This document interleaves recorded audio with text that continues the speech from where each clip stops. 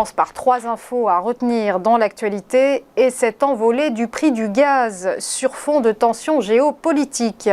Les cours européens ont bondi de 10% hier, à près de 117 € le mégawattheure. La raison, une menace de Berlin concernant la mise en service de Nord Stream 2. Le nouveau gouvernement allemand somme Moscou de mettre fin à l'escalade de ces tensions avec Kiev, sous peine de bloquer ce futur gazoduc germano-russe. Pour rappel, ce controversé Nord Stream 2 a été conçu pour doubler l'acheminement du gaz russe vers l'Allemagne via la mer Baltique. Un renoncement au gazoduc pourrait faire flamber encore plus les prix du gaz en Europe, déjà au plus haut depuis la rentrée. La Russie fournit actuellement 40% des besoins de l'Union européenne en gaz. Quant au dossier ukrainien, il continue d'opposer l'Union européenne à la Russie, les 27 redoutant une invasion de l'Ukraine par le Kremlin. Alstom continue d'enchaîner les contrats mirifiques. Après le Danemark, l'Australie, le Canada et l'Égypte, entre autres, direction l'Irlande pour le géant ferroviaire français.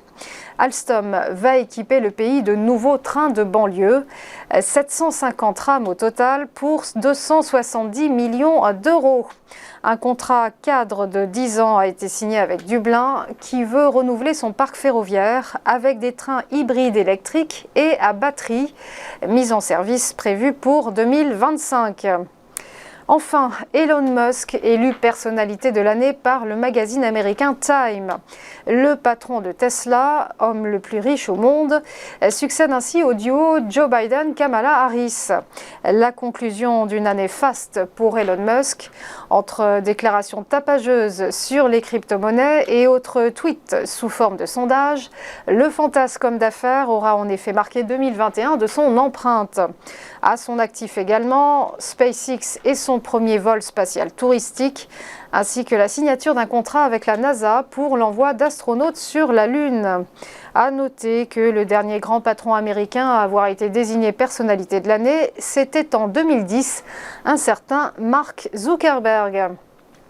On passe au point boursier, petit rappel de la clôture des marchés hier.